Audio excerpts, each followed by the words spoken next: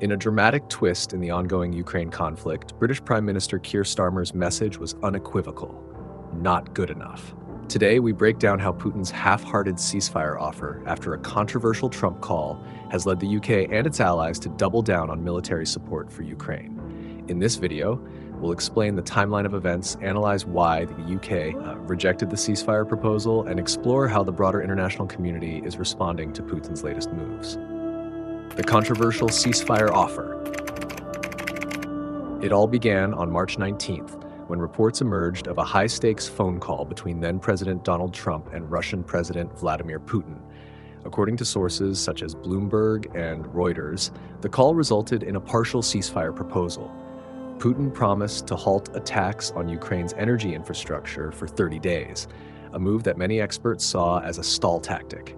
However, behind the scenes, it quickly became apparent that this proposal was not a step toward genuine peace, but rather an attempt by Putin to buy time and regroup his forces.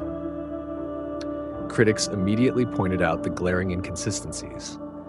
While Trump later claimed that military aid was never on the table, the Kremlin insisted that Putin's demands were clear. Ukraine's allies should stop sending military aid. This demand, if met, would have effectively demilitarized Ukraine, leaving it vulnerable in a conflict that has lasted since 2022. British officials were swift in their reaction.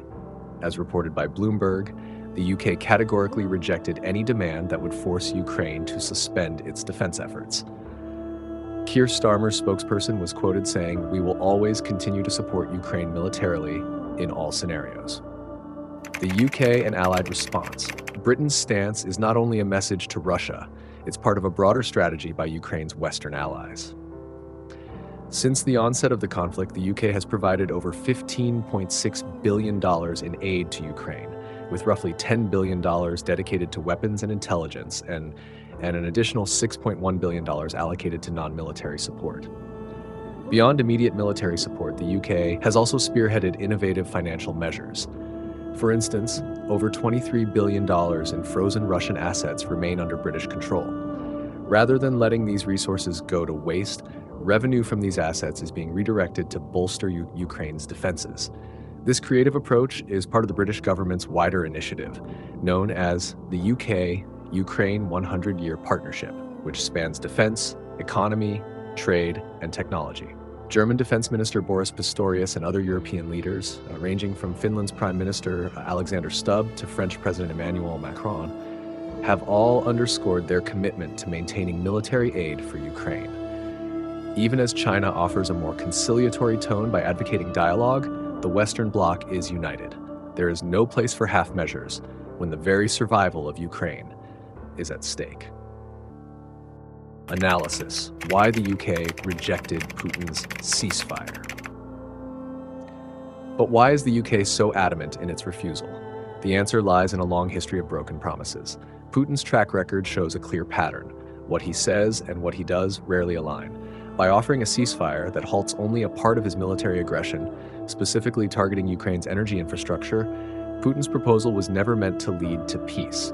Instead, it was designed to stall, to weaken Ukraine's defenses over time, and to improve Russia's strategic position for future offensives.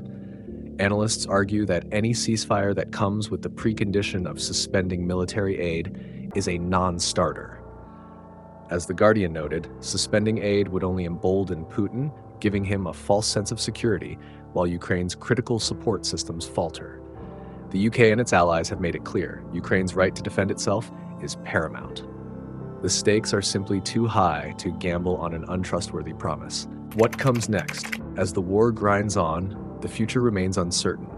With every promise of a ceasefire quickly followed by renewed attacks, doubts abound about Putin's willingness to commit to lasting peace. For Ukraine, the answer lies in the steadfast support of its allies.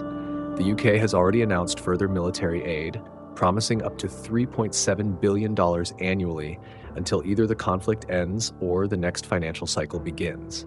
Meanwhile, discussions continue about how to legally channel frozen Russian assets to fuel Ukraine's recovery. From diplomatic talks in Brussels to strategic defense meetings in London, the message is consistent. As long as Putin's goals include undermining Ukraine's sovereignty, the West will stand firm. The world is watching closely, with every new development providing more evidence that half measures are not an option.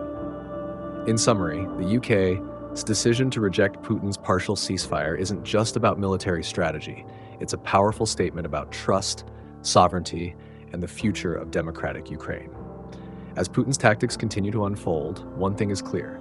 As long as the Kremlin seeks to undermine Ukraine, the West's support will remain unyielding.